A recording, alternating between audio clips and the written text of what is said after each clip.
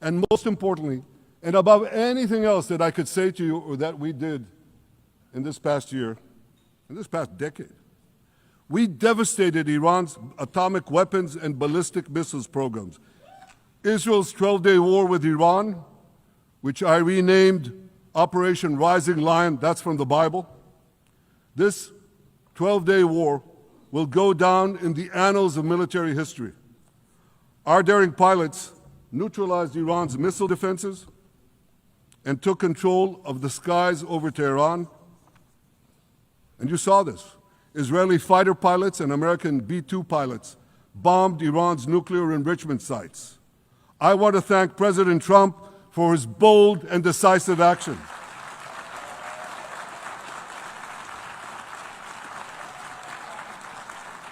President Trump and I promised to prevent Iran from developing nuclear weapons, and we delivered on that promise. Half the Houthi leadership in Yemen, gone. Yahya Sinwar in Gaza, gone. Hassan Nasrallah in Lebanon, gone. The Assad regime in Syria, gone. Those militias in Iraq, well, they're still deterred. And their leaders, if they attack Israel, will also be gone. And for Iran's top military commanders and its top atomic bomb scientists, well, they're gone too. We removed an existential threat to Israel, and a mortal threat to the civilized world. We lifted a dark cloud that could have claimed millions and millions of lives. We must not allow Iran to rebuild its military nuclear capacities. Iran's stockpiles of enriched uranium, these stockpiles must be eliminated. And tomorrow, UN Security Council sanctions on Iran must be snapped back. You should know that the Palestinian authorities pays terrorists to slay Jews.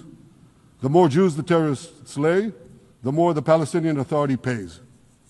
The Palestinian Authority names its government buildings, its public squares, its schools, after the mass murderers of Jews, which they glorify as martyrs. They pay and glorify not just the killer of Jews, but also killers of Christians.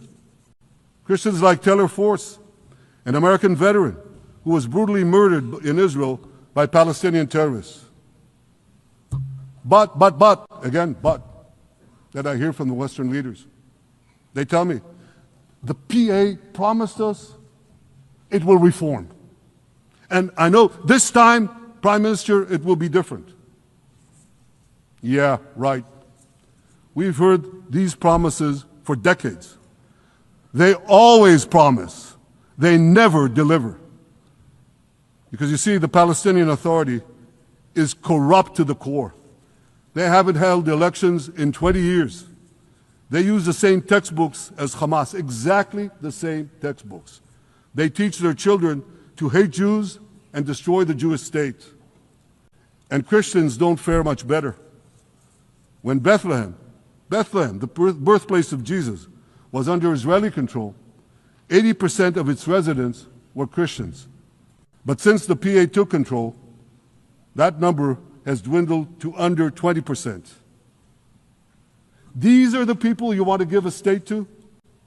What you're doing is giving the ultimate reward to intolerant fanatics who perpetrated and supported the October 7th massacre. Giving the Palestinians a state 1 mile from Jerusalem after October 7th is like giving Al-Qaeda a state 1 mile from New York City after September 11th.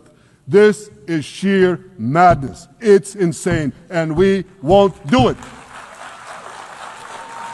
Let's do a pop quiz. And raise your hand if you know the answer. Here's the first question. Who shouts death to America? Is it A, Iran, B, Hamas, C, Hezbollah, D, the Houthis, or E, all of the above? All of the above. Correct. Who has murdered Americans and Europeans in cold blood?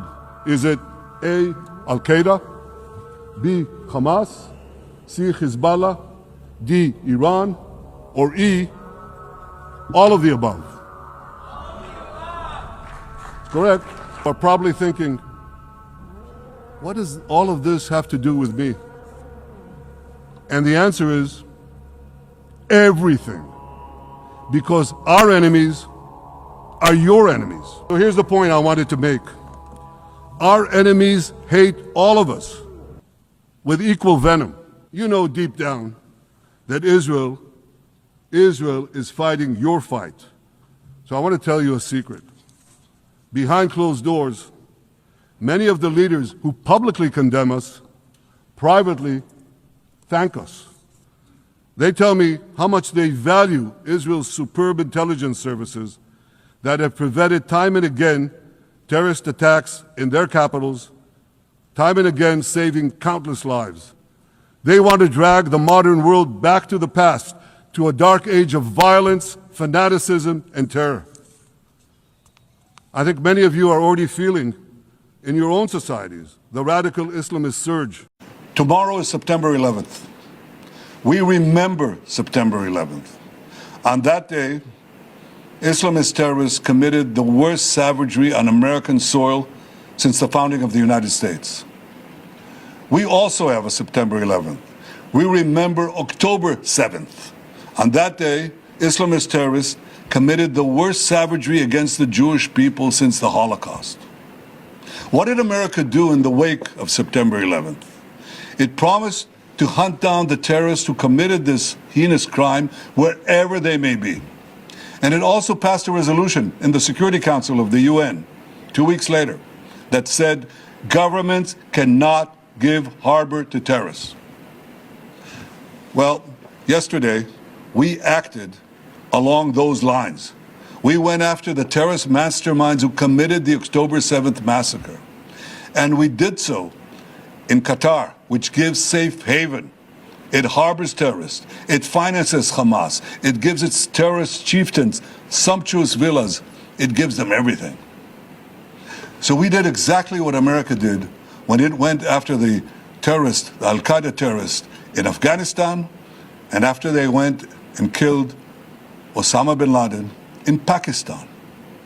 Now the various countries of the world condemn Israel.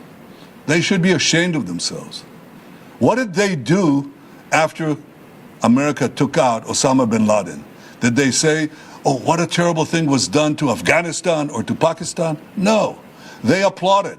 They should applaud Israel for standing and up to these same principles and carrying them out. And I say to Qatar and all nations who harbor terrorists, you either expel them or you bring them to justice. Because if you don't, we will.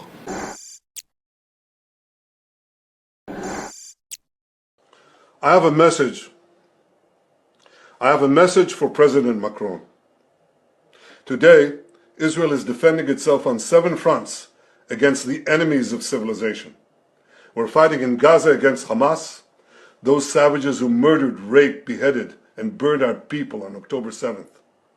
We're fighting in Lebanon against Hezbollah, the most heavily armed terror organization in the world, which was planning an even greater massacre than October 7th on our northern border, and that has rocketed Israeli towns and cities for nearly a year.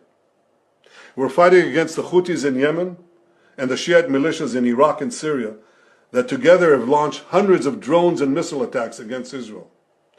We're fighting against terrorists in Judea and Samaria who are trying to murder civilians in the heart of our cities. And we're fighting against Iran, which last week fired over 200 ballistic missiles directly at Israel, and which stands behind the 7-front war against Israel. As Israel fights the forces of barbarism led by Iran, all civilized countries should be standing firmly by Israel's side. Yet President Macron and some other Western leaders are now calling for an arms embargo against Israel. Shame on them. Is Iran imposing an arms embargo on Hezbollah, on the Houthis, on Hamas, and on its other proxies? Of course not. The axis of terror stands together. But countries who supposedly oppose this terror axis call for an arms embargo on Israel. What a disgrace. Well, let me tell you this. Israel will win with or without their support. But their shame will continue long after the war is won. For in defending ourselves against this barbarism, Israel is defending civilizations against those who seek to impose a dark age of fanaticism on all of us. Rest assured, Israel will fight until the battle is won, for our sake and for the sake of the peace and security of the entire world.